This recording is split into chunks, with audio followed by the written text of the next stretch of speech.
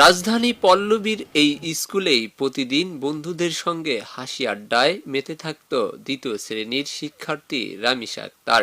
ক্লাসে ছিল সবার প্রিয়, সহপাঠীদের কাছে পরিচিত ছিল ফার্স্ট গার্ল হিসেবে। কিন্তু স্কুলে আসার কথা থাকলেও ছোট্ট শিশু রামিসা ফিরেছে মৃত্যুর সংবাদ হয়ে, আর সেই খবর মেনে নিতে পারছে না তার সহপাঠীরা।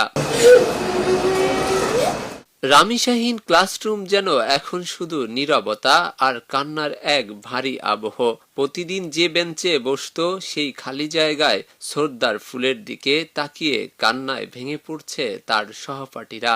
কেউ চুপচাপ চোখ মুছছে, কেউ বা আবার প্রিয় বন্ধুর স্মৃতি মনে করে ফুপিয়ে কাঁদছে। ছোট্ট রামিসার অনুপস্থিতি যেন পুরো ক্লাসরুম জুড়ে রেখে গেছে গভীর শূন্যতা।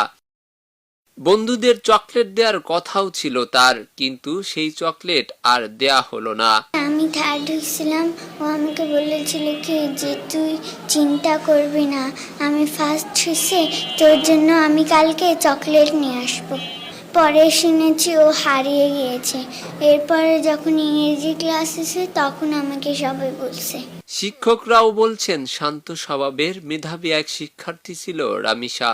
হঠাৎ তার মৃত্যুতে শোক নেমে এসেছে পুরো স্কুল জুড়ে। আমাকে দেখে বলে, স্যার আপনি কেমন আছেন, আমার জন্য দোয়া করবেন, আমি যেন বড় হয়ে অনেক ভালো একটা শিক্ষার্থী হতে পারি, দেশের জন্য কাজ করতে পারি। অতটুকু বাচ্চা এই বয়সে যে তার ভিতরে যে একটা প্রতিফলন, এটা আমাকে মুগ্ধ করেছে।